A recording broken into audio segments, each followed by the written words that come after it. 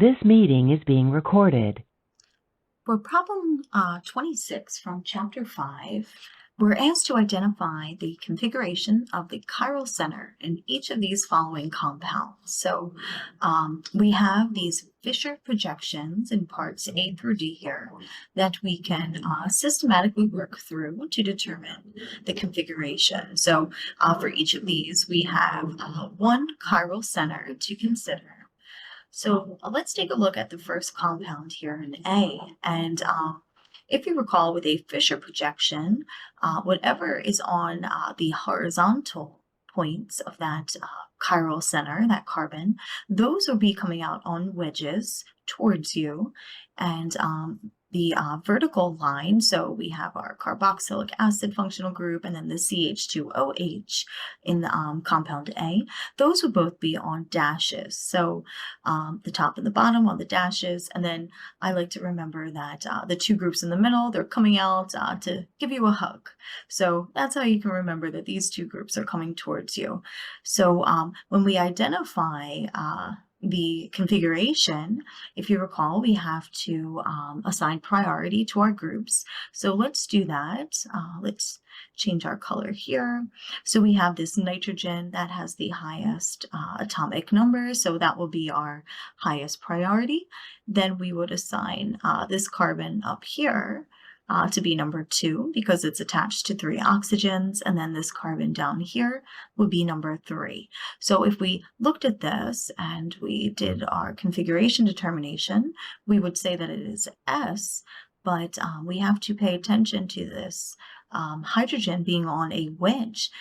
Whenever we make our determination, our lowest priority group always has to be on a dash, not a wedge. So if you recall, we can invert our configuration by switching any two groups. So say we switch these two groups, we would end up being an R configuration.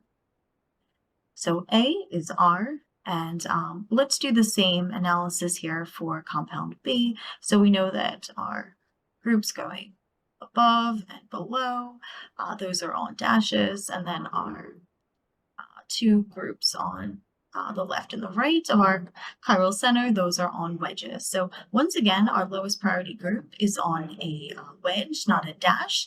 So let's go through and let's assign priority here. So we have an oxygen, that will be our number 1, then carbon bonded to oxygen twice would be number 2, and then we have our methyl group, number 3.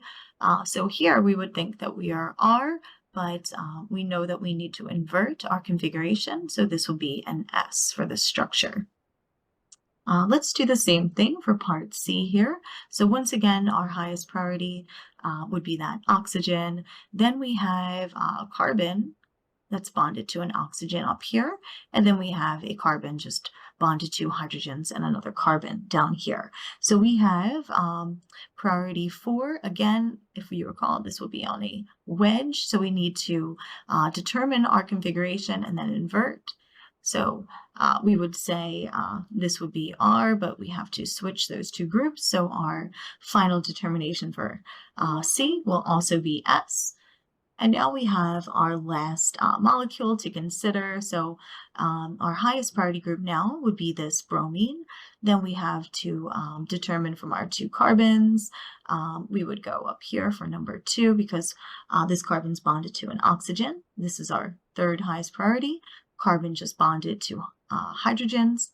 Then remember, our lowest priority group is on a wedge, so we need to invert after we determine our configuration. So this would be R. Then when we switch those, say we switch these two groups here, we would change this to be an S. So for problem 26, we have parts A, B, and C. I'm sorry, part A was an R configuration. That was our only R configuration. And then B, C, and D, they were all S.